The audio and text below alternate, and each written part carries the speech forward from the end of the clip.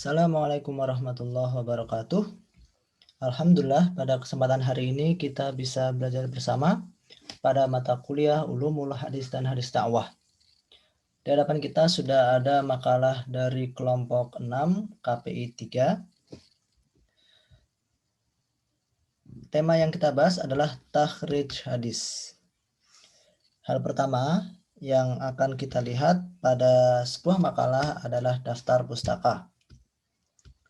Pada daftar pustaka, di sini saya melihat ada studi takhrij hadis, kajian tentang metodologi tahris dan kegiatan penelitian hadis.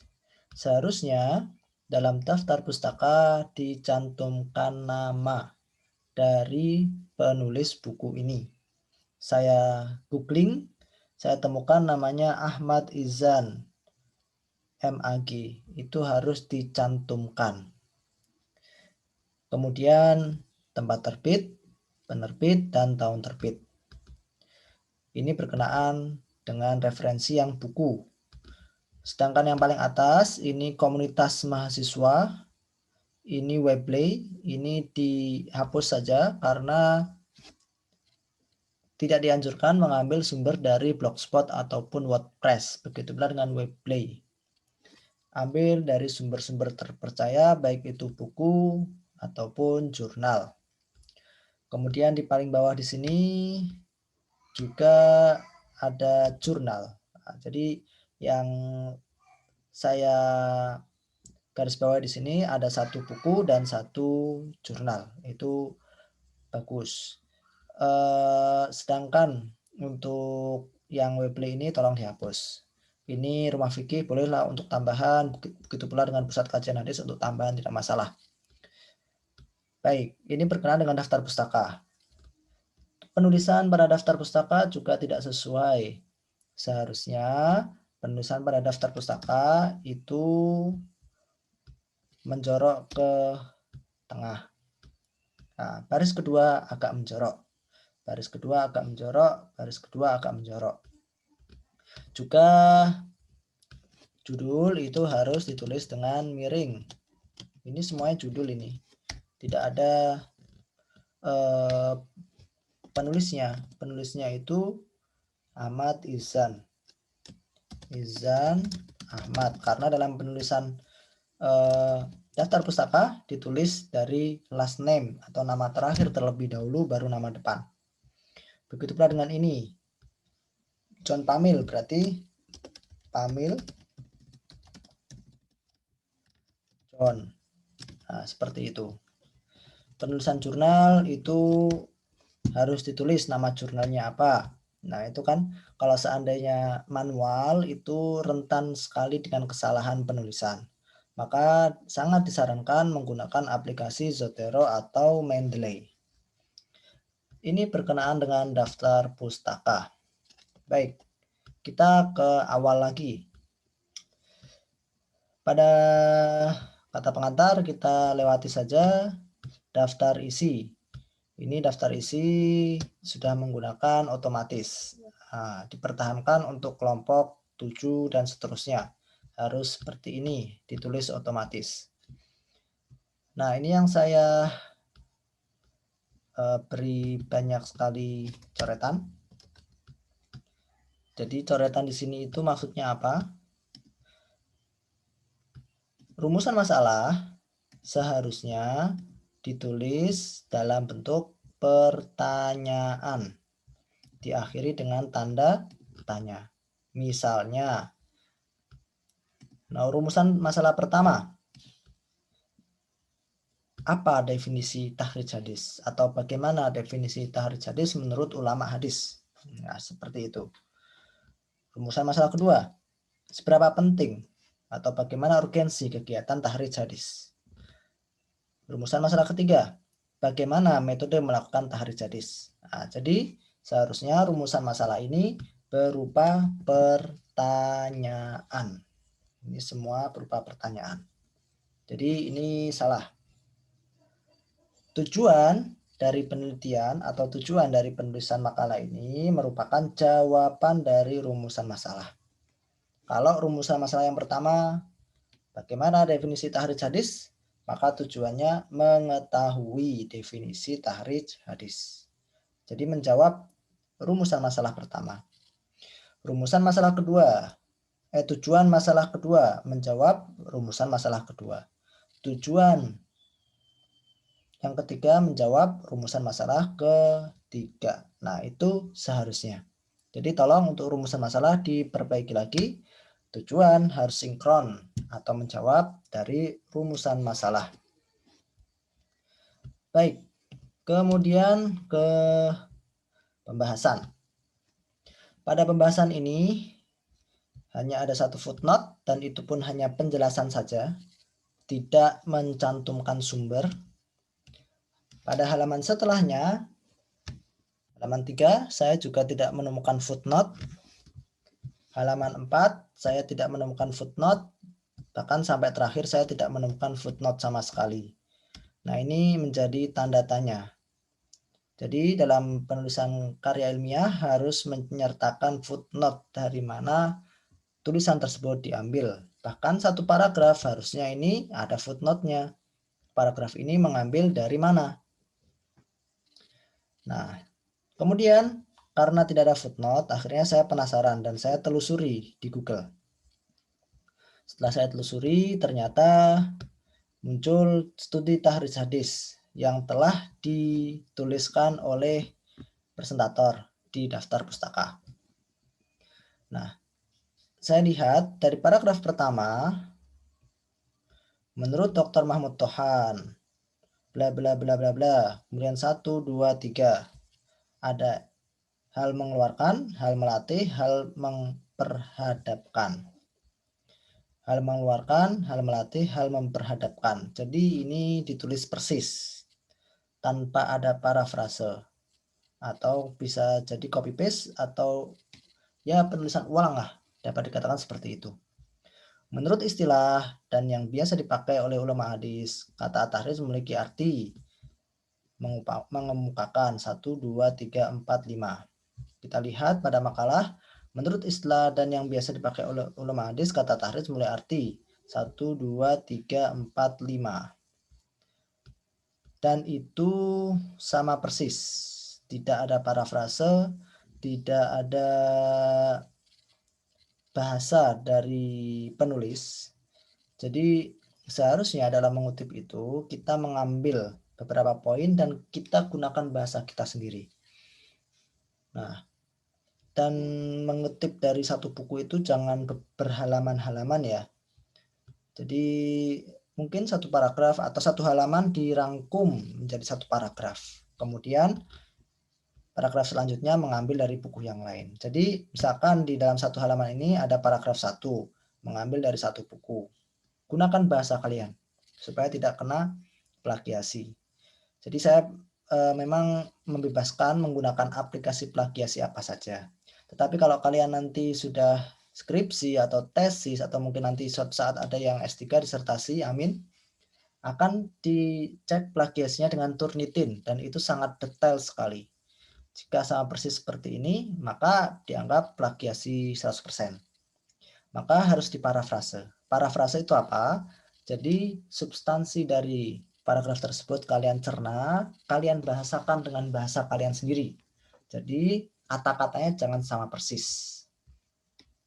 Jadi kalau kita lihat ini sama persis. Kemudian nomor 1 ini mengemukakan hadis dan kata terakhir yang ditempuhnya. Mengemukakan hadis kepada orang banyak dan menyebutkan para periwayatnya di dalam sanad hadis. Dan menyebutkan para periwayatnya di dalam sanad hadis yang menyampaikan hadis itu. Oh, berarti dipotong sampai sini oleh presentator. Kemudian ulama hadis mengemukakan. Ini ulama hadis mengemukakan. Terakhir, yang dijadikan sumber pengambilan. Ini berarti sama persis nomor 2. Nomor 3 juga sama persis, nomor 4 sama persis, nomor 5 sama persis. Nah, ini ya mungkin saya maklumi, tetapi untuk nanti kalian belajar menulis karya ilmiah jangan seperti itu. Jadi boleh kita mengambil dari buku, tapi kita parafrase, gunakan bahasa kita sendiri Jangan copy paste atau mengetik ulang, karena tidak bisa disebut karya ilmiah seperti itu. Baik, ini persis ya sama ini. Kemudian tujuan dari takhrij. Pentingnya kegiatan tahrij hadis. Tujuan dari takhrij hadis. Baik, pada pentingnya kegiatan tahrij hadis atau tujuan tahrij dalam kitab Turuq ke Tahrij Hadis Rasulullah SAW disebutkan. Di sini satu, mengetahui sumber hadis. Kedua, mengetahui keadaan hadis dari segi makbul dan ditolak atau mardud. Apabila dirinci disebutkan 1, 2, 3, 4, 5. Di sini jika saya melihat pada buku Studi Tahrij Hadis karya Ahmad Ihsan, sebenarnya memperkenalkan sumber-sumber hadis itu nomor 1. Memperkenalkan sumber-sumber hadis. Kedua, mengetahui keadaan hadis terima tolak, kemudian tahrij dapat memperjelas keadaan sanad. Jadi yang ini mengetahui sumber hadis, kemudian tahrij memperjelas hukum, tahrij dapat memperjelas keadaan sanad, kemudian tahrij memperjelas hukum hadis. Nah, di dalam kitab Ahmad Ihsan, pertama memperkenalkan sumber-sumber hadis, sama persis mengetahui sumber hadis. Kemudian kedua, ini agak berbeda, ketiga memperjelas keadaan sanad. Nomor 3 ini tahrij memperjelas keadaan sanad. Keempat memperjelas hukum hadis. Memperjelas hukum hadis. Nah, ini yang menjadi tanda tanya, kenapa ini dipisah menjadi 1, 2, apabila dirinci 1, 2. Nah, padahal di dalam kitab aslinya itu urut 1, 2, 3, 4. Nah, ini kan takutnya malah membingungkan orang-orang. Dan malah lebih baik baca kitab aslinya, seperti itu. Kemudian 3, dengan tahrij dapat ketahui pendapat-pendapat para ulama. Kemudian 4, tahrij memperjelas perawi hadis yang samar. Memperjelas perawi hadis yang samar, sama. Ini untuk pendapat ulama, sama nomor 5. Dan 5, tahrij nomor 5-nya tahrij dapat memperjelas. 6, tahrij dapat menafikan pemakaian tanda petik 2 dalam periwayatan hadis. Menafikan pemakaian an. Ini bukan tanda petik 2 ya. Maksudnya an itu dari dalam periwayatan hadis. Ini berarti salah pemahaman. Ini salah pemahaman penulis atau presentator. Jadi yang dimaksud tuh an-nya, bukan tanda petiknya. 9, menghilangkan kemungkinan terjadinya percampuran riwayat. Menghilangkan kemungkinan terjadinya percampuran riwayat. Jadi ini sama persis dengan buku. Seharusnya diparafrase. Kalau ditulis di makalah ini ada 10. Kalau ditulis di buku aslinya itu di total ada 20. Penulis hanya mengambil sebagian. Baik. Kemudian ada beberapa faktor utama yang melatar belakangi kebutuhan terhadap kegiatan penelitian hadis, tahrij hadis. Jadi pada bagian ini saya melihat ada kesamaan dengan WordPress ini, Ahmad Muslimin blog WordPress. Ada beberapa faktor hingga sebagai berikut. Ada beberapa faktor hingga sebagai berikut. Di sini ada footnote-nya. Sedangkan di makalah ini tidak disertakan footnote. 1, ini sama persis. 1, mengetahui asal-usul hingga tahrij harus dilakukan. Ini sama persis, copy paste. Kemudian nomor 2, mengetahui dan mencatat sampai berkualitas sahih. Nomor 2, mengetahui dan mencatat sampai berkualitas sahih. Ini juga sama persis. Nah, sampai nomor 3 ini juga sama persis sampai sini. Ini sama persis. Copy paste dari WordPress. Jadi tolong yang ini dihapus saja. Atau kalau mau memasukkan parafrase, dirubah kata-katanya, kemudian ambil dari jurnal atau ambil dari buku. Kalau yang pertama tadi masih saya maklumi karena diambil dari buku Ahmad Ihsan. Meskipun copy paste atau mengetik ulang, ya setidaknya sumbernya terpercayalah. Meskipun sebenarnya mengetik ulangnya itu juga tidak boleh. Ya nanti tinggal dirubah-rubah saja. Tapi untuk yang kedua ini, ada beberapa faktor ini benar-benar copy paste dari WordPress. Maka tolong dihilangkan, diambil dari buku yang lain atau jurnal yang lain. Yang pertama nggak apa-apa lah, tinggal merubah aja kata-katanya biar tidak sama persis. Yang dari WordPress ini tolong diganti bagi pemakalah. Kemudian metode melakukan tahrij hadis. Tahrij melalui lafal yang terdapat dalam matan hadis. Setelah saya telusuri,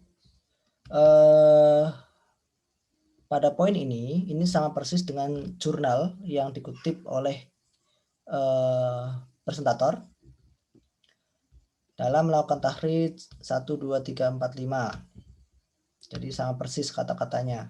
Semoga saja tidak copy paste. Nah, paling tidak kata hadisnya ini sudah dirubah lah dengan bukan ST seperti ini. Ini kan ST. Itu salah. Tapi ini sudah diganti dikit-dikit lah. Tapi ya sayangnya copy paste sekali terlihat tahrij melalui lafal yang terdapat dalam matan hadis. Metode ini diterapkan hingga kitab yang bersangkutan. Jadi untuk melihat apa copy paste atau tidak, lihat saja kata depan sama belakangnya.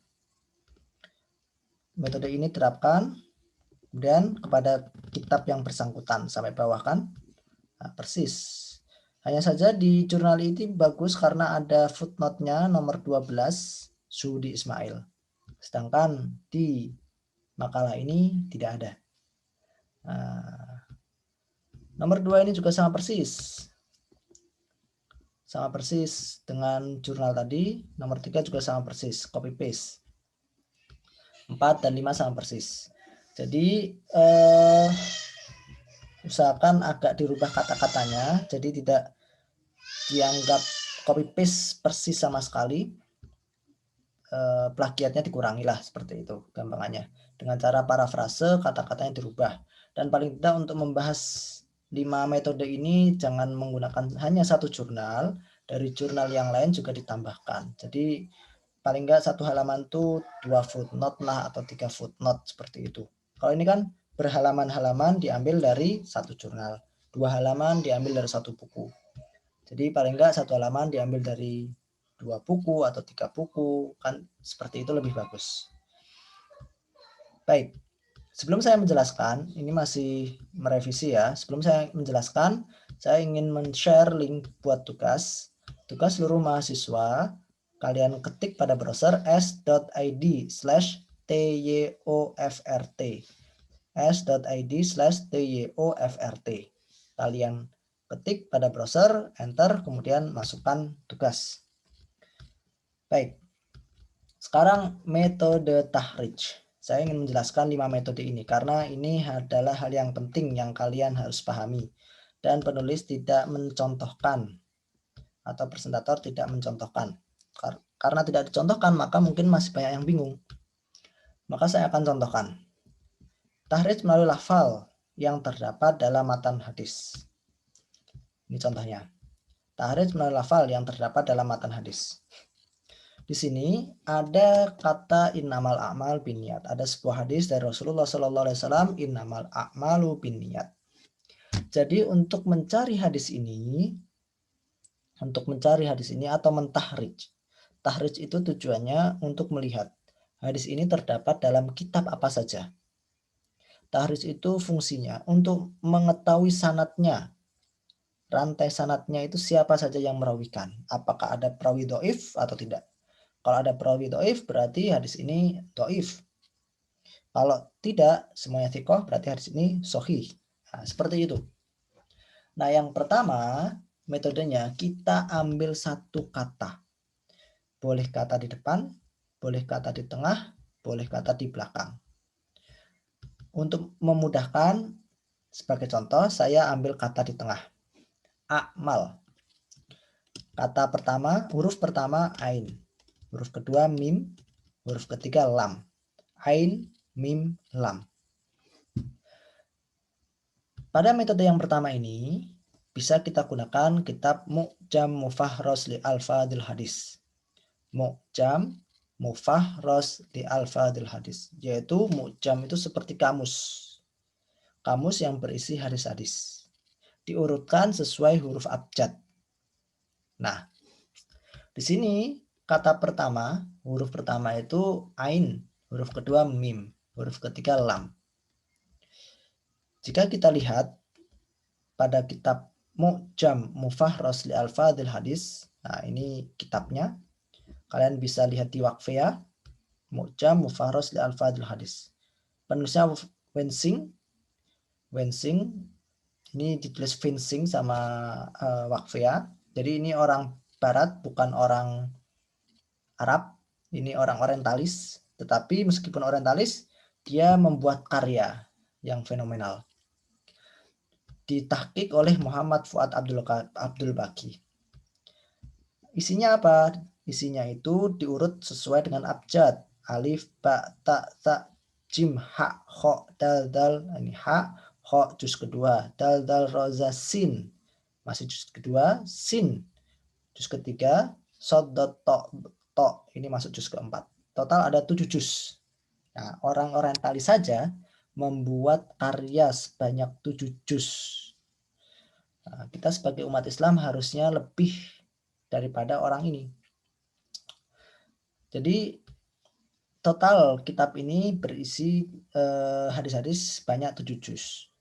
Dan jika kita lihat isinya, ini urut abjad ya. A, ba, ta, sa, ja, ha, ho. Tadi yang kita cari amilah. Itu ain, mim, dan lam. Berarti pada juz keempat. To, do, ain. Masuk juz keempat. Kita download, kita buka di sini. Ain, mim, dan lam. Jadi kalau sebelumnya itu berarti huruf-huruf sebelum ain. Setelahnya huruf-huruf setelah ain. Dan ini urut. Huruf pertamanya dulu, huruf kedua, huruf ketiga. Kita temukan innamal a'malu binniyat. A'mal. Di atasnya ada hadis tentang amal. Jadi amal ini jamak dari amal. Di sini dapat kita lihat bahwa hadis innamal a'malu binniyat terdapat dalam Sahih Bukhari. Bab Bad'ul Wahyi, permulaan wahyu. Kemudian Itqun. Kemudian Itqun itu memerdekakan. Manaqibul Ansor, pujian-pujian untuk orang Ansor. Tolak. Kemudian ada dalam Sahih Muslim, bab Imarah. Sunan Abi Daud, bab tolak. Sunan An-Nasai, bab toharoh. Tolak, aiman. Kemudian Sunan Ibnu Majah. Nah, jadi dengan tahrij ini kita menemukan bahwa hadis ini innamal a'mal terdapat dalam kitab Sahih Bukhari, Sahih Muslim, Abu Dawud, Sunan Nasai, kemudian Ibnu Majah. Nah, seperti itu. Kita menemukan terdapat dalam kitab apa saja innamal a'malu binniyat ini. Ini contoh tahrij yang pertama. Jadi kita bisa langsung mengambil pertengahan hadis kata a'mal. Tahrij yang kedua melalui lafal pertama matan hadis. Jadi kalau hadisnya itu innamad dunya mata. Di dunia ini banyak kenikmatan-kenikmatan. Walaysa min mata dunya syai'un afdal, dan tidak ada kenikmatan yang lebih afdal minal mar'ah as-solihah, daripada perempuan yang solihah atau istri yang solihah. Jika kita ingin mencari hadis ini dengan metode yang kedua, metode tahrij, cara tahrij yang kedua, yaitu dengan lafal pertama matan hadis. Kita cari kata pertama, innama. Setelah ketemu innama, kita cari dunya. Setelah ketemu innama dunya, kita cari mata. Nah, seperti itu. Jadi kalau cara kedua ini harus urut dari depan. Berbeda dengan cara pertama. Langsung dari kata tengah juga boleh. Cara kedua nggak bisa, harus urut dari depan. Kitab yang digunakan adalah salah satunya Jami' Shaghir. Kitab Jami' Shaghir karya Imam Suyuti rahimahullah. Jadi kitab Jami' Shaghir ini karya Imam Suyuti, Jalaluddin As-Suyuti. Muhakkik Abbas Ahmad Sakor. Kemudian ada total 21 jilid. 21 jilid. Nah, di dalamnya bagaimana bentuknya? Ini contohnya. Jadi kata inama itu diurutkan oleh Imam Suyuti. Inama. Inama, kemudian huruf alif. Inama, huruf ba. Inama, huruf ta, sa, jim, ha, kho. Nah, inamal kholu walidun. Setelah kho, dal. Innama dunya mata'un. Walaysa min mata'id dunya syai'un afdol. Nah, seperti itu. Dal masih ada din. Nah, ini kan dalnya sama, huruf pertamanya sama dal, huruf kedua ini nun. Huruf kedua ini ya. Berarti inamatin posisinya setelah inamat dunya. Karena nun lebih dulu daripada ya pada huruf kedua. Kemudian dal sudah selesai. Langsung dal, nggak ada dal, ro, innamal riba. Nah, diurutkan hadis-hadis tersebut sesuai dengan kata paling depan. Nah, ini di dalam Jami' Shaghir Imam Suyuti. Ini adalah cara kedua. Tahrir cara ketiga melalui periwayat pertama. Maksud dari periwayat pertama itu adalah sahabat yang meriwayatkan. Jadi metode ketiga ini dapat kita temukan buku-buku musnad. Di dalam buku musnad itu dikumpulkan hadis-hadis sesuai dengan perawi sahabatnya. Imam Ahmad bin Hambal mengumpulkan hadis-hadis yang diriwayatkan oleh Abu Bakar. Dikumpulkan jadi satu, namanya Musnad Abu Bakar. Hadis-hadis Umar bin Khattab dikumpulkan jadi satu, disebut Musnad Umar. Nah, ada Musnad Abu Bakar, Musnad Umar, Musnad Utsman, Musnad Ali dikumpulkan jadi satu. Seluruhnya kalau cetakan Darul Kutub Ilmiah itu sampai 40-an halaman. 40-an jilid, maaf. 40-an jilid. Itu buku Musnad Ahmad bin Hambal. Jadi contohnya ini di Waqfiyah. Kalian bisa menemukan Musnad Imam Ahmad bin Hambal. Jadi berjilid-jilid puluhan. Tergantung cetakannya. Cetakannya kalau muasar risalah itu sampai 50 jilid. Kalau cetakan Darul Kutub Ilmiah itu ya 40-an lah, 40 hampir 50 jilid. Nah, kemudian isinya bentuknya kayak gimana? Bentuknya seperti ini. Jadi hadis dari Umar bin Khattab tadi dicontoh, kita mencari hadis man mata, barang siapa yang meninggal yu'minu billahi wal yawmil akhir, beriman kepada Allah dan hari akhir, qila lahu, dikatakan kepadanya, udkhulil jannah, masuklah surga, min ayyi abwabil jannah tsamaniyah syi'ta, dari pintu mana saja yang 8 itu di surga, kalian silahkan masuk. Nah, seperti itu.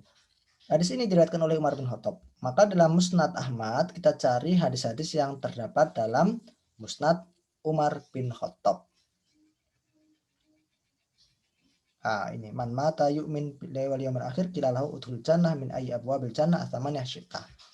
Nah, ini hadis 97. Ini hadis 96, ini juga termasuk hadis-hadisnya Umar bin Khattab.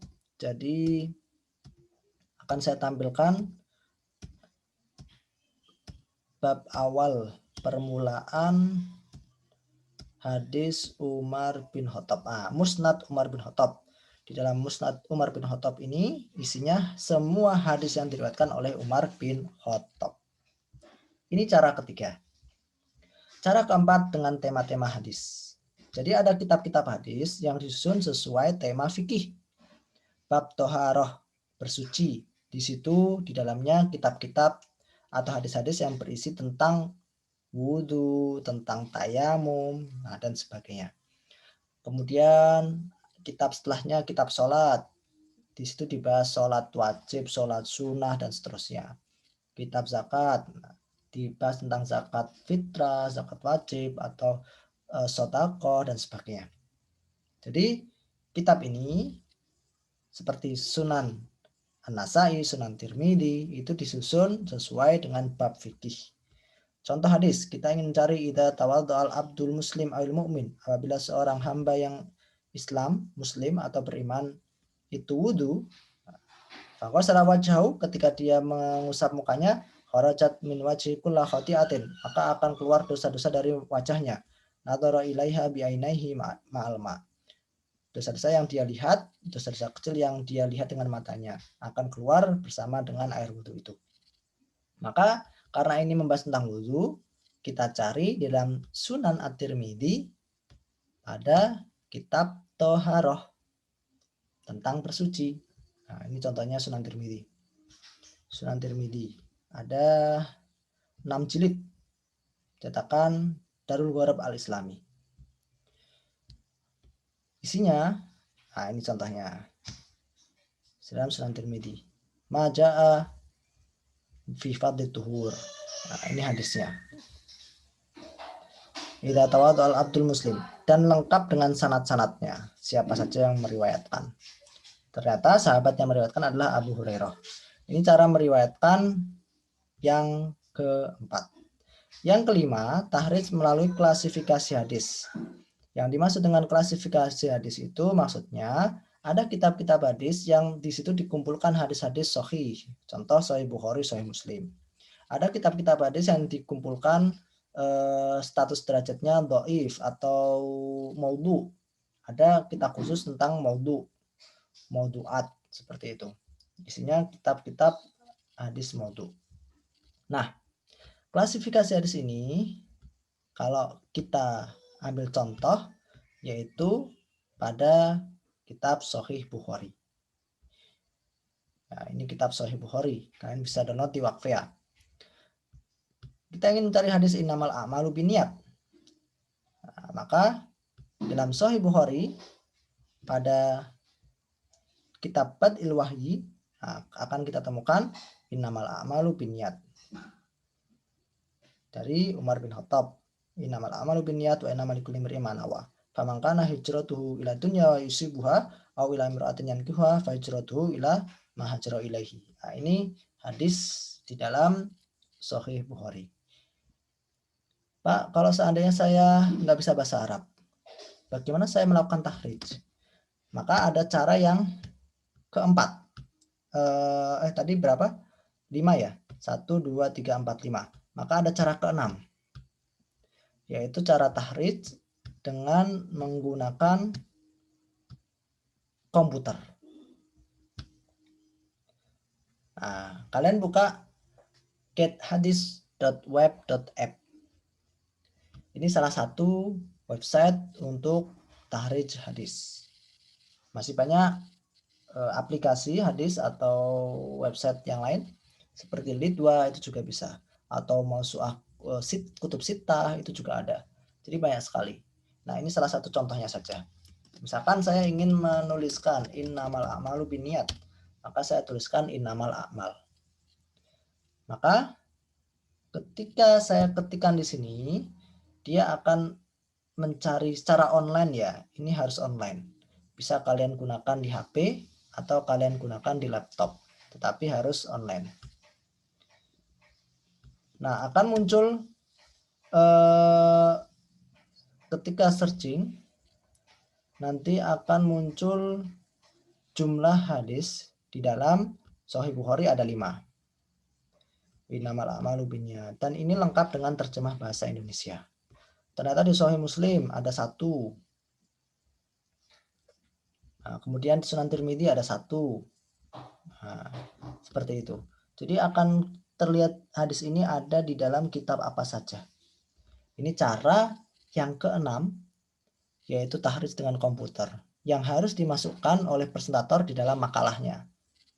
Bisa pakai aplikasi ini, gethadis.web.app, browser, komputer ataupun HP. Bisa juga pakai aplikasi Lidwa, Android itu ada, juga online juga ada, dan juga aplikasi-aplikasi yang lain. Maka bagi presentator harus mencari cara yang keenam, yaitu tahrij dengan hadis. Baik, saya kira saya sudah mencontohkan semua cara tahrij, dan untuk kelompok 7 dan seterusnya, ketika kalian membahas hadis-hadis dakwah, mencantumkan sebuah hadis harus disertakan dengan tahrijnya. Hadis tersebut terdapat dalam kitab apa saja.